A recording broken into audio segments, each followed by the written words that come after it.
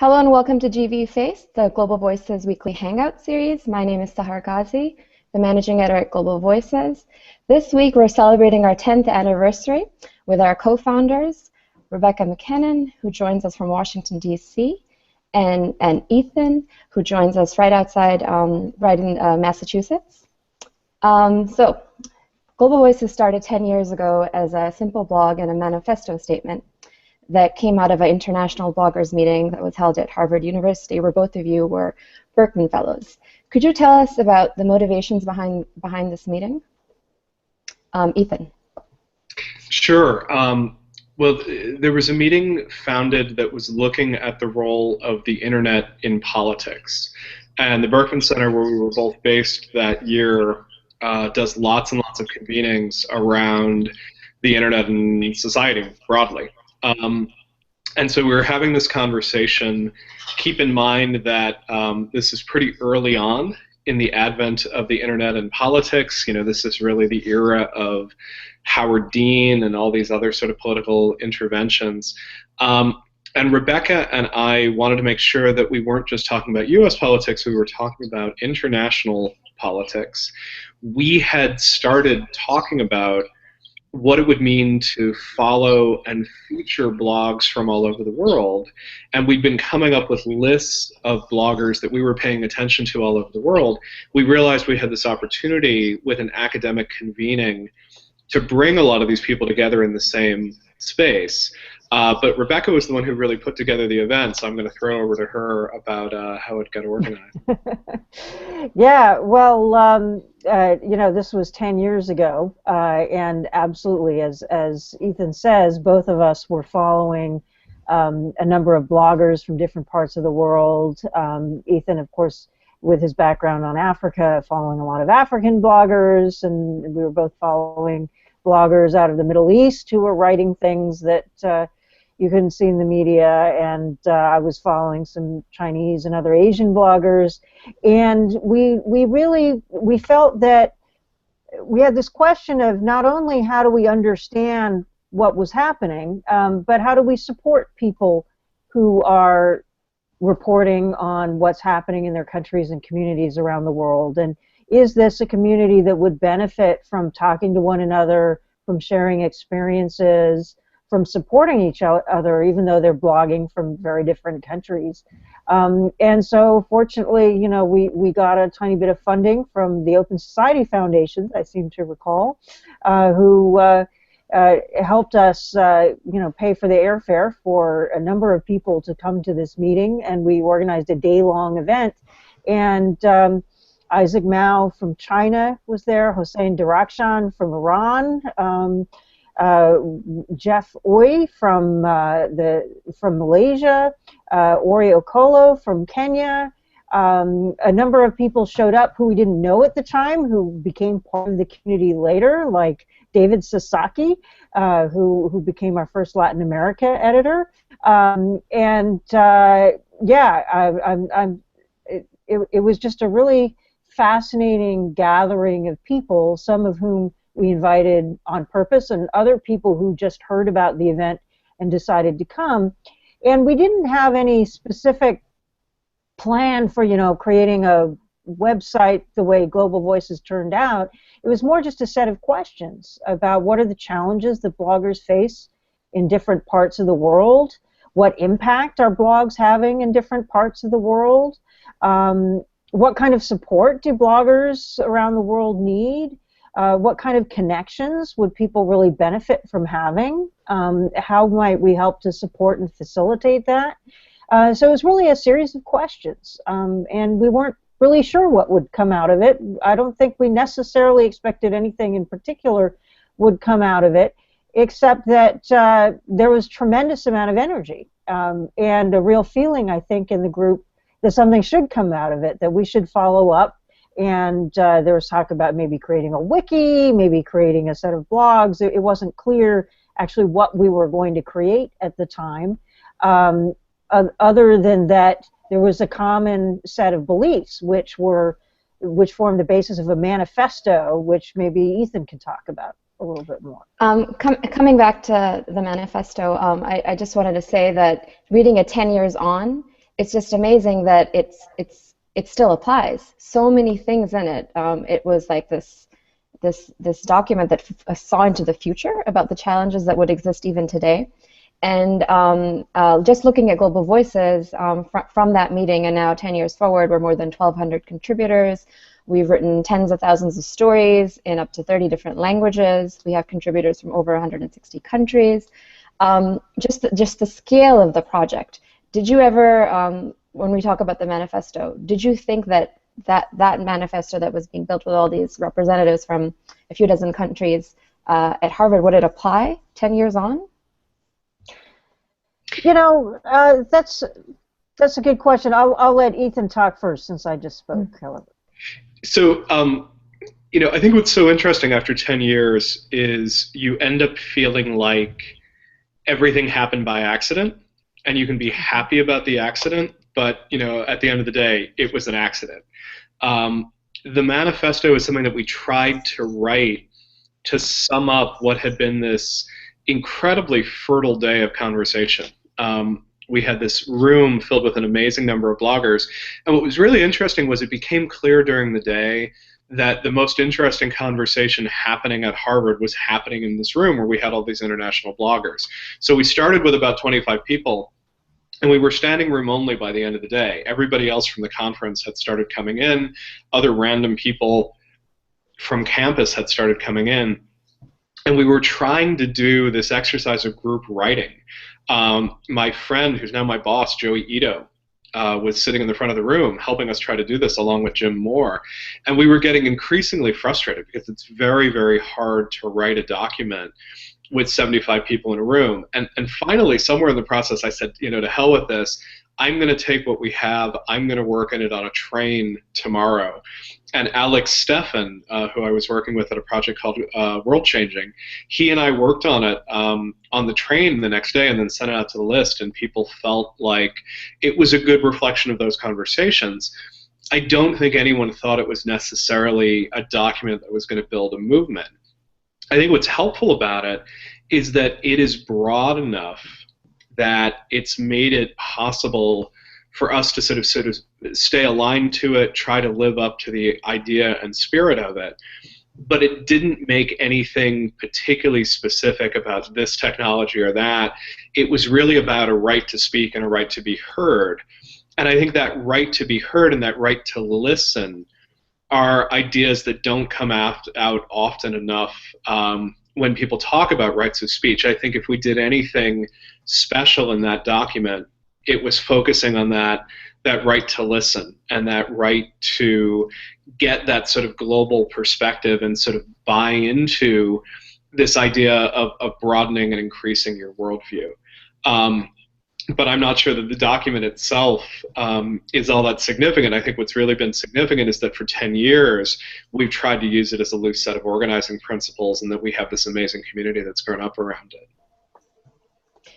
Yeah, and just to add to that, I totally agree. We weren't really thinking about the future so much as kind of setting forth the notion that, you know, for people who are blogging, creating media online around the world, there's a common set of values and a common set of beliefs that this community, this emerging community held, and that it was kind of worth, you know, putting forth in a statement. And then perhaps building some work around it to support people who shared this common set of views and values. But there was certainly no long-term plan, other than that there was clearly something there that had the feel of a community around it, despite its diverse geographic nature, and that despite kind of all of the rhetoric about how, you know, different people in different parts of the world have different values that you often hear, this was clearly a situation where, despite all the various cultural differences, there were some clear commonalities. As Ethan said, the right to speak, the right to be heard, the need to speak and be heard, and the need to have that respected. Was a common thread, just cross-cutting everything else, and that was something that went beyond just kind of the environment in the U.S. at the time 10 years ago, where people were just sort of excited about blogs kind of taking down the power of the New York Times or something like that, which was an interesting conversation to have, but we thought there was a more profound thing happening globally when it came to people having the ability to speak out and be heard globally without having to go through kind of Western gatekeepers to have that conversation, and the desire to support it and amplify it. And how much do you think things have changed in the past 10 years, Ethan? Well, I think things have changed enormously. I mean, I think the first thing to say is that we were founded quite explicitly as a community of bloggers. And blogging was just in a very, very different stage 10 years ago than it is right now. Blogging is not a particularly popular word or practice or sort of way of looking at the world at the moment. Though what's funny is that it's not that blogging has gone out of fashion, it's that it's so common that we don't actually call it blogging anymore. But roll back to 2004, and it was pretty hard to both say what you had to say and actually have any chance of being heard. You could write online, but the odds that anyone was going to find what you were writing were pretty slim. You didn't have these sort of social media channels like Twitter and Facebook where you were guaranteed to put up your post and suddenly draw an audience towards it. This is before the Huffington Post really sort of emerges and becomes the huge aggregator that it is now. At this point, the way you could try to find an audience for your writing was to put it up on a blog, promote the RSS feed, and more than anything else, interact with other bloggers. And so there was, as Rebecca was saying, sort of this esprit de corps, this sort of sense of we are collectively invested in this idea that we can change the media landscape, that it can be more inclusive, more representative, there can be more voices involved with it. There were lots of sort of debates within that. Were blogs mostly going to be empowering for wealthy Westerners, or were they going to bring new voices into it? I remember writing a very controversial paper at the time responding to Jim Moore, a guy who had been at our meeting, who wrote about bloggers becoming the second superpower, you know, a great way of sort of holding the great powers accountable, and me using an un-PC term so that I could make a good headline and saying, is there going to be room for the third world and the second superpower? These were the things that we were arguing about. Of course, 10 years later, making content is something we all do. And whether you do it by, you know, pinning things on Pinterest, or whether you do it by sort of sharing jokes with friends on Facebook, or whether you're, you know, live tweeting your reactions to Ferguson, we're all content providers. And we're all content creators. And so, I mean, in the very simplest sense, like, we won. And we won a while ago. You've already seen big newspapers like The Guardian and The New York Times try to figure out how they make themselves more open, how they try to incorporate these other voices. You have citizen media in many ways leading media cycles, not just following it. Taking an example specifically out of Ferguson, we watched Michael Brown's death, and we watched people reacting to Michael Brown's death put up this hashtag, if they gun me down, what picture would they use? Referring to the fact that Brown was generally shown in this somewhat threatening looking, shot. He's sort of shot from below. He's holding a peace sign that looks like it might be a gang sign. And social media responded and basically said, not acceptable, sorry, we're not having it. And within 48 hours, you just didn't see that photo anymore. You saw a very different photo used to portray Michael Brown.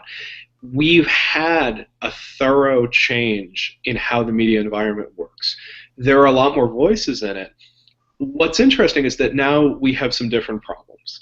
The first problem is that there's so many people speaking This is now a question of curation. Who do we get to pay attention to? Who do we listen to? And that's a place where I think Global Voices really excels in bringing in voices that we don't often hear from. The second is that we're actually maybe losing some of these spaces for long-form writing. It's become so much easier to tweet or to put something on Facebook or put up a comment on a YouTube video that this sort of golden age of essay writing, which really only lasted about 5 years, but is really what we were born out of. I worry that that may be dying off, even with things like Medium and others, trying to get more people writing in long form. We really came out of this tradition of sort of believing that everybody in this movement wouldn't just raise their voice, they would raise their voice at length, as I've just done here. You can tell Rebecca and I are both bloggers. You let us talk and we'll both just keep talking. But that's what this movement really came out of. Mm-hmm. Thanks. Yeah. Sorry, I'm just going to jump in. We had a question coming in from the audience. Anjali Shah, who's a GV contributor and currently works for Public Radio International. She's asking, what do you think is the biggest challenge to diversity in media going forward? I think Ethan sort of answered this, but Rebecca, if you could continue. Yeah, well, I guess there's different slices of that, and sort of, again, depending on how you define media. With professional media where you have news organizations and editors, I think it's just a matter of, in part, just hiring policies, and our news organizations really seeking out diverse talent and diverse voices, but also covering issues from a range of perspectives, and not just kind of whatever the dominant sort of socioeconomic, ethnic segment happens to be in a particular community. With whether you call it citizen media or social media or sort of online writing generally, there's one of the big challenges is something that Ethan has written a lot about, particularly in his book, about this, what he calls the caring problem, which is that you sometimes have a problem with people actually only listening to those who are like them and not making enough effort to seek out opposing viewpoints or viewpoints of people that are not like yourself. And then there's also a question of, are you going to encounter viewpoints from a diverse set of voices, or are you more likely to just hear and see voices and opinions that are coming from, that are amplified by your friends who are like yourself? And so what are the interventions we need to make sure that people encounter a diverse set of voices and perspectives, but also learn about things that maybe they didn't know existed, or people and issues that they didn't know existed, and how you deal with that problem. And I know Ethan has a lot of views about that. One other thing, though, just coming back to this question about what changed, one I think does have to do with the level of optimism. I think 10 years ago we were really euphoric about the power of the internet to completely revolutionize everything. And I think within the Global Voices community, certainly I hear this, as we're talking about what we're going to discuss in our upcoming summit in the Philippines and so on. There's a lot of discussion about the challenges and the barriers and censorship around the world, surveillance by governments and companies. If you look at Freedom House, which just put out a ranking of, every year they kind of rate the level of internet freedom around the world, it's been declining for the past several years. And the number of governments that are passing laws that make it harder for people to speak online without going to jail, that put more and more pressure on internet companies to shut down certain types of speech. Those challenges are really growing, and I'm not sure if we anticipated 10 years ago the extent of those challenges, and the fight that was before us, and the fight that remains before us, if we're going to maintain a space for diverse speech where people can really speak out from all over the world, not just from certain countries, and be able to speak without fear and to be able to have honest conversations. And will the internet remain such a space? It's a big question mark. And I don't think we realize the extent to which, just how fragile that was 10 years ago. Let me offer one tiny bit of optimism, because I'm with Rebecca for the most part on this idea that we've gone from a world where we thought this could change everything, and what we discovered actually was it changed media, but that didn't change politics very much. I will say that in terms of diversity in the media, one thing that has worked really well is that blogs and other forms of online writing have proved to be a fantastic pathway into mainstream journalism for a lot of young writers. And since we didn't really anticipate starting a blog, we certainly didn't anticipate essentially becoming a global training core to create sort of the next generation of fantastic authors. And in many ways, it's one of the things that we've been most successful at, is cultivating thousands of authors and translators from around the world who've in many cases become very prominent, very thoughtful, very visible in their own countries and also on the international stage. And that's something that I feel really good about. I think we could use a lot more projects like ours that are trying to help people write and sort of take their place in the future of journalism.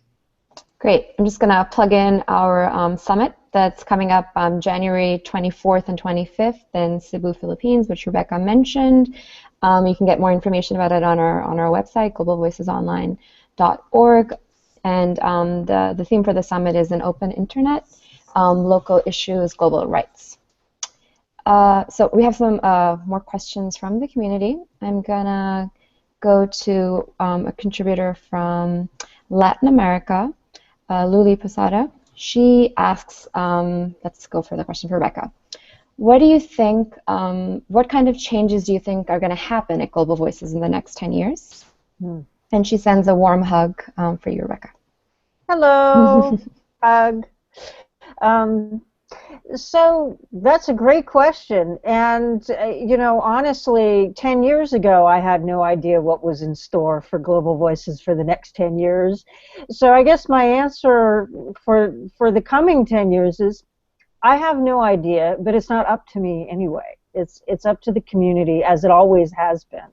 The path that Global Voices took was really dependent on the enthusiasms of the community, and we also kind of found a way to find resources. There were certain things that were easier to find resources to support than others, and that certainly also had an impact. But it really, the lingua translation community, for instance, that was not something that Ethan and I imagined. That was completely out of people within the community or people who weren't even involved with Global Voices who just started translating things. And we were like, wow, that's really cool. Somebody's translating Global Voices into Chinese. Let's support that. And that over time blossomed into a huge community and a huge direction for Global Voices in terms of multilingualism that we had never imagined. And that's, I think, that's the main thing. So my answer really is, I don't know. It's not up to me anyway. It's up to you guys. Thanks. And we have another question from Ramiel Haynes, who is one of our translators. He translates Portuguese, Arabic, English, lives in Brazil, but he's Syrian. And so he asks, Ethan, did you expect what GV has achieved now, and what is your horizon for GV? So, as with any great project, there are some things where you feel terrific about what you've achieved. There are other places where you say, I had no idea that was going to be so hard. So first of all, the first thing is to echo Rebecca's reminder. I think we're willing to accept that responsibility for setting this in motion, but what GV has achieved is really sort of the collective output. It's not us, we did a little work at the beginning and we got the ball rolling, but really since then it's been all you guys. There are places where I think we've achieved far more than anyone thought possible. The fact that day after day we're reporting fascinating stories from everywhere in the world, that we're doing it for very, very little money, mostly dependent on volunteers, the fact that it's coming out in 30 languages, the fact that we've really pioneered a new strategy for volunteer translation that's been picked up by TED and other organizations, the fact that we have trained hundreds, if not thousands, of people who've gone on to have influence in journalistic circles. All of those things are incredible achievements, and to be honest, they were not necessarily the achievements we were thinking about early on in all of this. There are also places where I sometimes feel like we've fallen short. It was my maybe naive belief that by providing a lot more information from different corners of the world, we might change the behavior of large mainstream newspapers. And there have been moments where GV has had coverage that literally no one else in the world has had. We were covering the Arab Spring in Tunisia weeks before the New York Times or really anybody else had woken up to what was going on there. But the fact is, we still haven't changed many of those sort of fundamental dynamics. What happens is that the rest of the world tends to be invisible to the United States, to the UK, to big European powers, unless something is taking place and sort of demanding attention. So I think there's dozens of fronts where we have succeeded beyond anyone's wildest dreams. There is this one front that happens to be really important to me. Rebecca's always been clear that she thinks I've been naive on this. But thinking that we could really change how those mainstream papers work, that we've sort of fallen short on. As far as what I hope for going forward, I'm not actually sure that I'm sort of allowed to have those hopes anymore. I think my hope is that the community continues to figure out what's exciting, continues to figure out what's inspiring, and then figures out how to build around it. Me personally, I'm hugely interested in the fact that live streaming has become something that people do. I've been fascinated to be able to watch the Occupy Central protests in Hong Kong, the internet tax protests in Hungary. I really hope that over time, Global Voices figures out how to be a real-time news network and figures out how to make this new form of citizen journalism participatory, truly international. But you know what? It's not my job. It's your job. You guys get to figure that out, and we'll do our best to keep sort of reminding you of goals and core values. But it's about you at this point. So half of our questions are about what you and Rebecca think is going to happen in the next 3 to 5 or 10 years. So I could keep on asking those. I'm going to go to Aparna Ray, who's one of our board members and a contributor on the South Asia team and Lingua Bangla. She asks Rebecca, how do you think that GV will become sustainable in the future? And if so, what would be the course?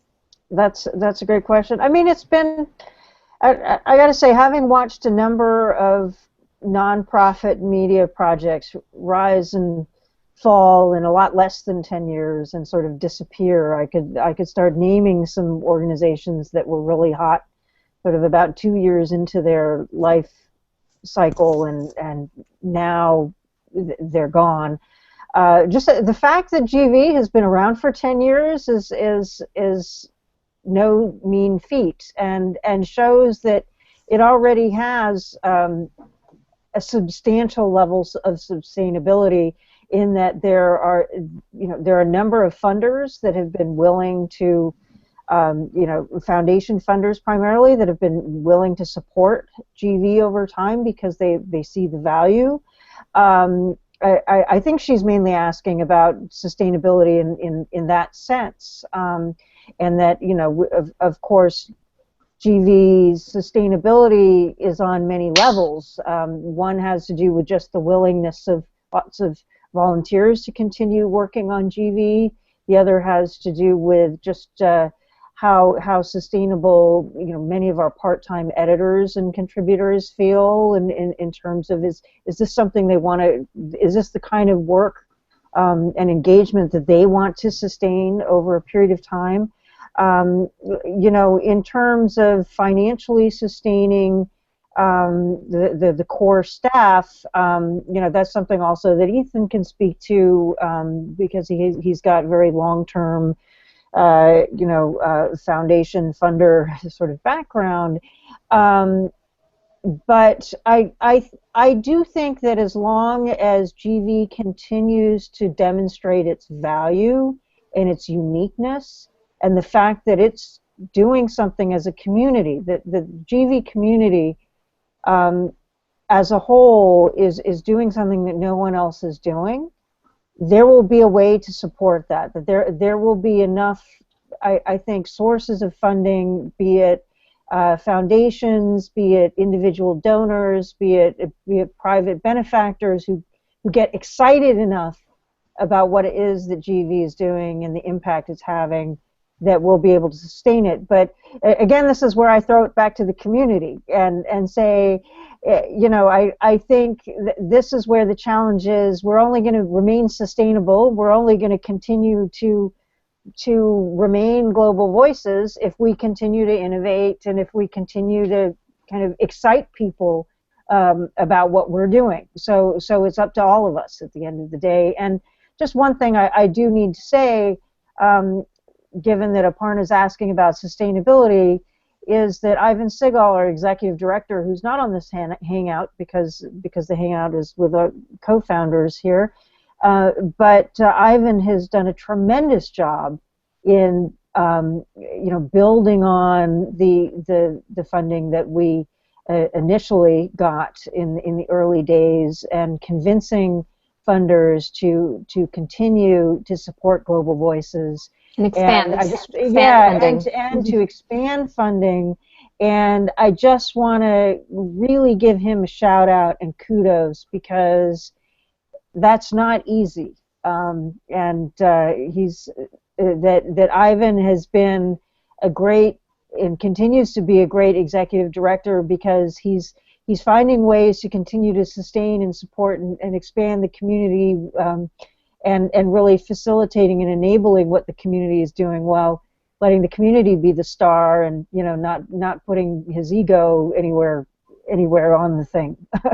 So I just want to give him a shout out and saying that GV's survival and sustainability is very much thanks to Ivan in no small part, as well as to the community. I just want to add a little bit to that. The truth is, it's really hard for media organizations to be fiscally sustainable. Right now, the New York Times is not fiscally sustainable. The Guardian's not fiscally sustainable. They're both, sort of relying on different sort of assets to keep them going. The Times has become sort of cross-subsidized by real estate. The Guardian has strong charitable support. That doesn't mean they don't try to earn revenue. And I do think we're going to have to get much more serious about figuring out, is our fiscal structure compatible with our ambitions? I would love to see us, open up a massive video newsroom and really sort of expand on what we're doing here with things like GV Face. We probably can't do it without significantly more funding. And even if that funding comes from private benefactors, at a certain point we're going to have to sort of demonstrate that we're generating some revenue at the same time.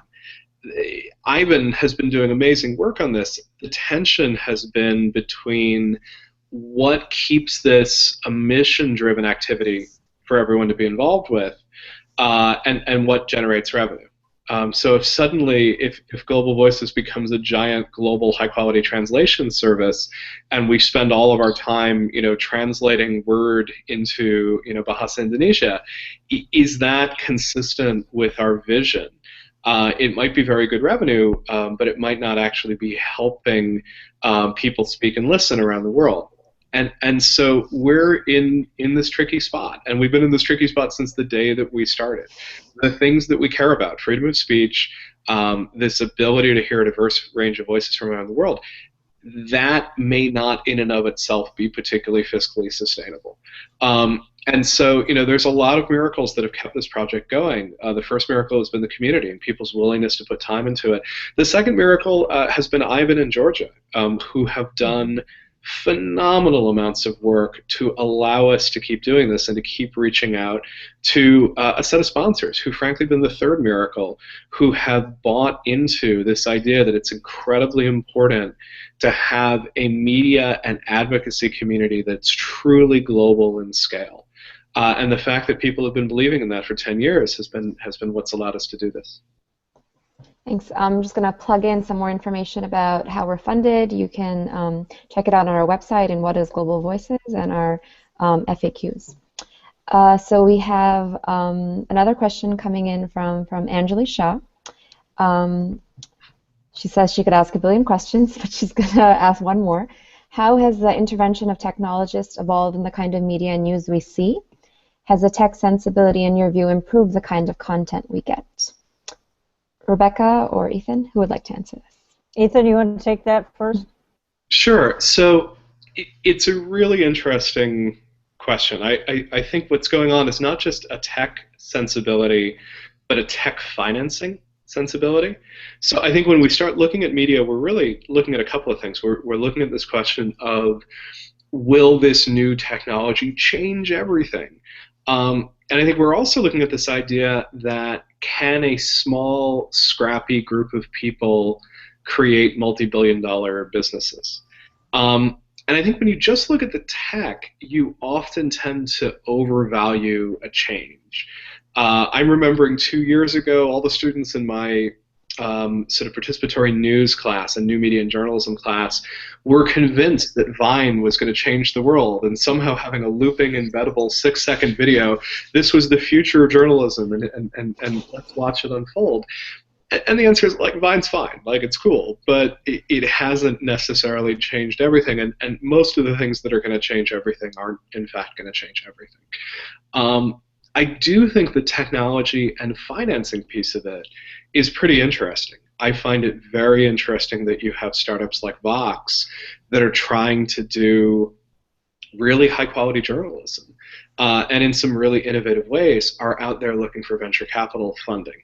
Generally speaking, journalism is not an industry that does very well with that sort of funding. It doesn't tend to scale non-linearly. You have to hire more reporters to write more stories to get a bigger audience. It's not like software, where one person writes something and everybody benefits from it. I think for the most part, this is a good change. I can point to a lot of things that have been negative. When I think about it in the aggregate, people are excited about making media, disseminating media, sharing media in ways that they never have before. One thing that I think is pretty funny is that there hasn't been a lot of people trying to build global media. And it could be that this is just the hardest challenge in the space and that people aren't as brave or foolhardy as we have been. It might also be that people are scared off by us, that we've actually started something that is very global, really has a great deal of reach. In some ways, I'm a little sad that there haven't been a lot of sort of truly global news startups out there challenging us, forcing us to sort of think through different things. Maybe that can be my hope for what comes out of this sort of new tech and media paradigm. Thanks. So we have a question from our youngest GV contributor. She's only 15 years old, Anusha Noor Fahim from Pakistan. She has a very interesting question. So for both you and Rebecca, you were Berkman Fellows when Global Voices, when that meeting happened, and you were in different fields. So she's asking, how does it feel to start something small and to see it scale the way it has? And both of you have gone on to do many different things within this space afterwards. So, but GV is, I guess, your baby in some ways in getting into this space. Well, I never had any real babies, but this is, just as good. I mean, in a way, it is like, having something small that grows. in ways that you nurture and support, but you really don't have that much control over its personality, or what end up being its strengths and interests, and so on.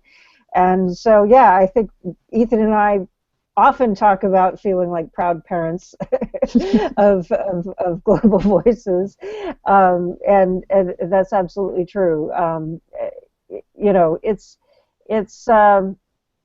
It's definitely not. I think there are many things. I mean, we could sit down and say, what would we have done differently had we had hindsight? But I think one thing we're both very proud of is that we didn't try and turn Global Voices into our full-time jobs. And I think that happens sometimes with founders of some organizations, that they sort of, it becomes their way that they also pay their rent and support themselves. And I think that stepping back, and because we both did have other things that we wanted to do, but we also felt that we were the right people to have founded it, but we were not the right people to be running it. That it was really for others. And I think we're both very proud that's what we did. I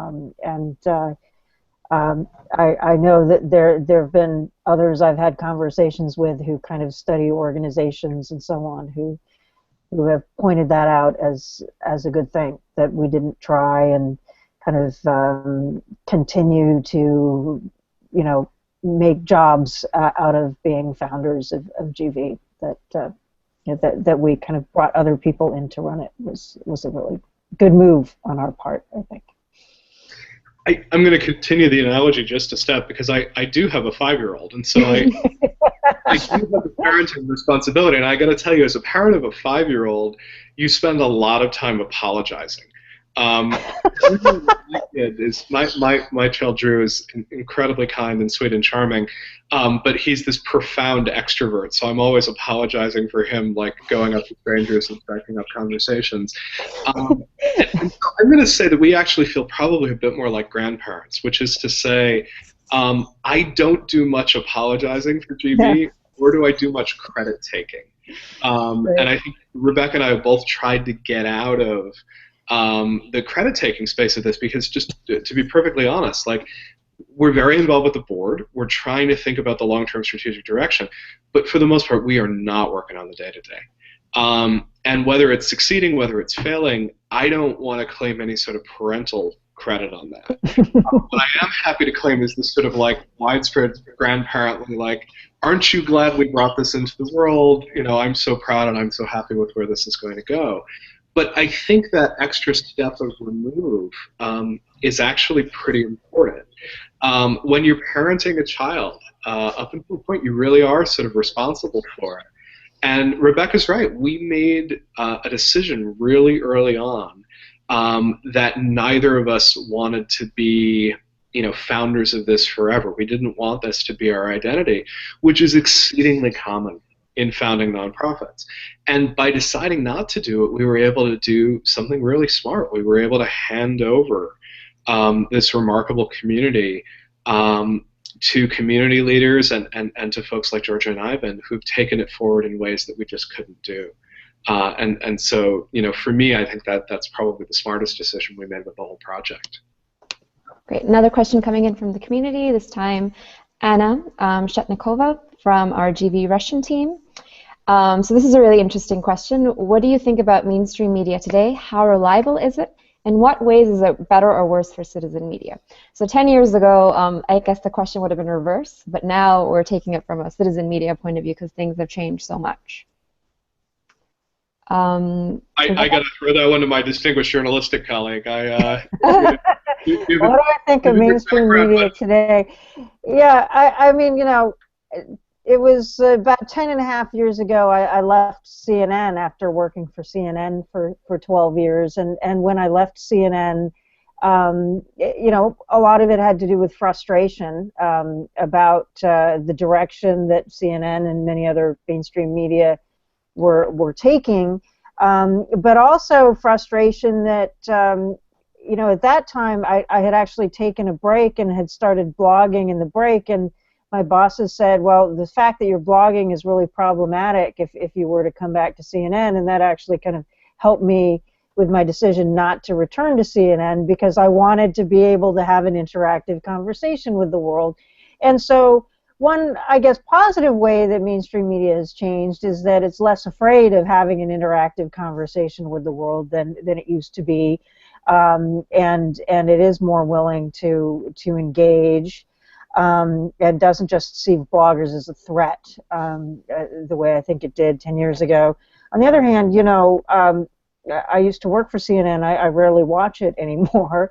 I think, that said, I think there is a role for professional journalism. There are certain types of stories, there's certain types of reporting that would be very difficult, if not possible, to do without resources, without somebody whose full-time job it is to carry out investigations and travel to inconvenient places and ask questions of people whose offices it's very difficult to get into without a calling card that says you work for such and such a prestigious news organization. And so there is an absolute need for professional journalism, good professional journalism.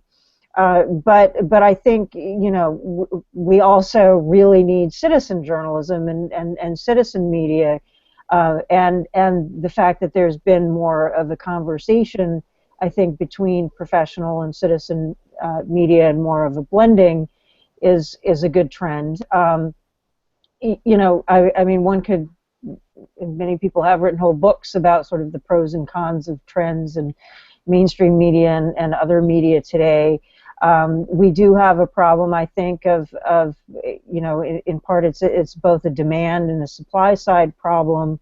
And Ethan was talking about this, that even the most powerful and influential news organizations today, are not financially sustainable, are not profitable. And so what do you do about that? Do you just pander to whatever is going to get you the most audience? Do you just tell the audience what you want to hear because that'll help you get more advertising and make more profits? Or do you cover the things that are maybe not so popular but the public needs to hear? And this is a question or that nobody's heard about, and they don't even know they're interested because they're not familiar with the place or the issue, but they ought to know. These are questions that I think GV wrestles with sometimes as well, in terms of, if you're thinking about audience and traffic and how you write stories, and who are you talking to, and do you want them to come back, and so on, and it's challenging. It's hard to figure out the right balance, but certainly doing journalism, doing media, is, I think, with Global Voices, we very much approach it as a public service. A public service not just for the audience, but for the people who are speaking, and the people who are writing and doing the video and photos and so on, and as a vehicle for people to get their messages out. And this is very much part of the public interest. It's part of, if the world is going to deal with its problems, we need a global conversation, and that is a public good that needs to happen. And again, how you support it is a big issue. So one kind of gets back to that whole question of sustainability again. But I'm sure Ethan has a few views on this as well. No, I'll pass on this one. I think we can open and take. Okay, great. So we're almost running at 50 minutes. I'm just going to wrap, I think, by asking the last questions to both of you. I'm going to ask you to forget for a minute that you were co-founders of Global Voices and pretend to just be regular community members. Ethan, what delights you the most about Global Voices? So for me, the most delightful thing about Global Voices is the sense of surprise. I am amazed every time I open up the email, because that's really the way that I read the site. I read through the daily email. I'm amazed every time I open up that email. There's a conversation in some corner of the world that I knew nothing about that I am, thrilled to hear about, thrilled to learn about, and utterly surprised by. You are now being surprised by my cat in front of my camera, but given my history with the internet, this is the fifth cat to make an appearance. Well, that's very appropriate. But say hi, Thorne. But it's that sense of surprise, and it's that sense of wonder that we can get news like that from all around the world, and that it's this reminder that there are hundreds of people, many of whom I've never met, who are giving their time and their energy to this remarkable project. So it's just that everyday nature of here's something wonderful, I didn't know about it, I didn't expect it, let's think about all the people who are making it possible. For me, it's a delight every time. I just love the fact, Ethan, that your cat is there. That's delightful right there. But just in the same vein as Ethan, when I read the newspaper, when I go to the mainstream news media sites, I get pretty depressed about the state of the world today. It's all news I need to know about, but it doesn't make me very happy to read about ISIS and kidnappings and beheadings and this and that surveillance thing and so on. And then I read Global Voices, and be it a post that comes to me through email or through Twitter or from the homepage, it just reassures me about human nature, because it is in fact the delight. You learn about wonderful things that people are doing, or fights they're engaging in for their rights, or to improve their communities, or to expose something that nobody was paying attention to, or just a fun thing that's happening in a community, or a silly thing with cats or something in a particular community. It just